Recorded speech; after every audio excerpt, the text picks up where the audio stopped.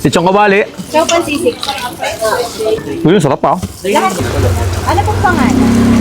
Sobrang malasa. Juicy. Purong laman ng beef. Walang arena.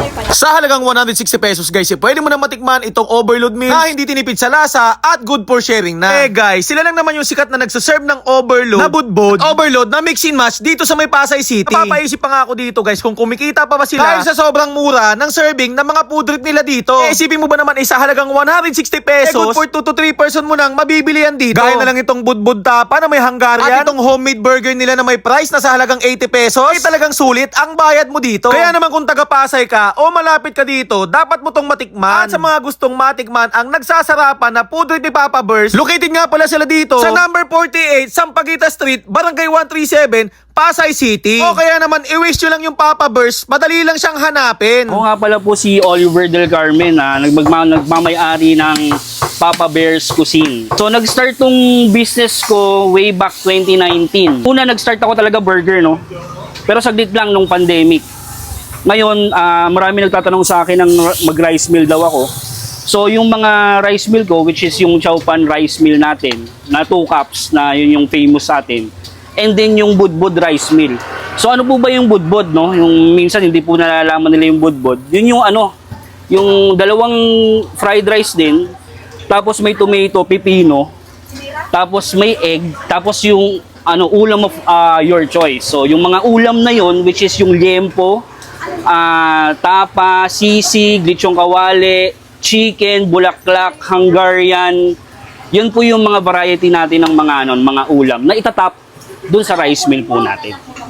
Now, yung budbud po naman natin, isang variety lang po ng toppings yun. Which is kung liempo lang, liempo. Kung tapa, tapa lang po. Tapos, kasama na po siya dun sa tomato, pipino, and egg. And 2 cups of rice din po yun. Sa nagkakahalaga na po na 160 pesos. Ngayon po, babalikan ko lang si Chow Pan po 180 pesos po yun. Pinasok ko po ulit yung Papa Burger ko po. So meron po tayong variety ng mga burgers, which is yung classic cheesy burger po natin na nagkakahalaga siya ng 120 pesos. Ang kinagandahan po doon, homemade po siya. Kasi po, yung beef na gamit ko po, na ground beef, is 80-20.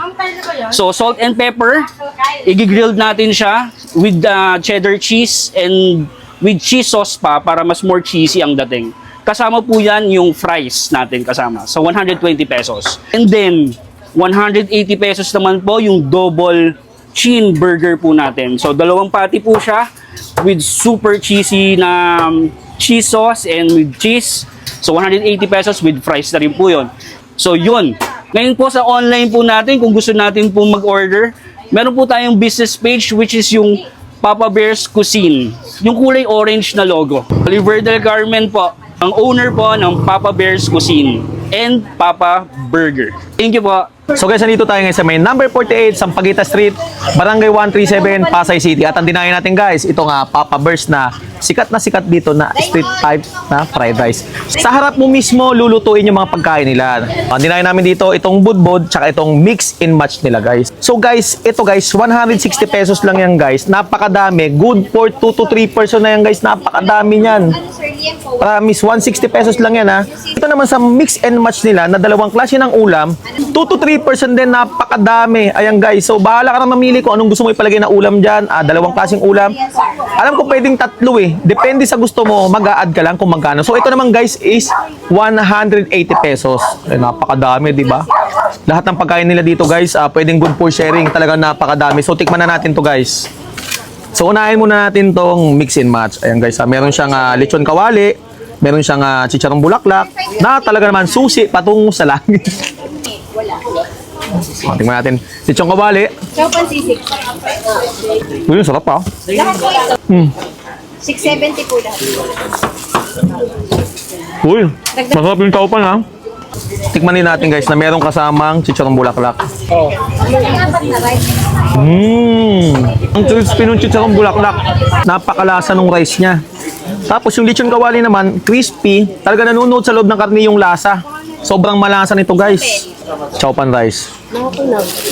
Naririnig nyo guys, crispy pa rin siya. Bagay na bagay yung ulam dun sa kanin. Grabe. So tikman din natin guys yung mga burgers nila. Guys, 80% ng pure beef tapos 20% ng fat. Kaya talagang malasang malasa to. Ano pong pangalan? Sobrang malasa, juicy, purong naman ng beef. Walang arena. Masarap, malasa. Pinakita sa akin sir kung paano ginawa.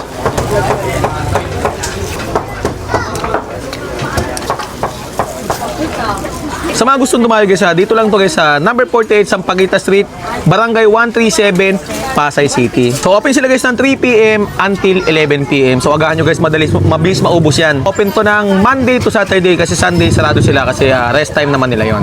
Okay.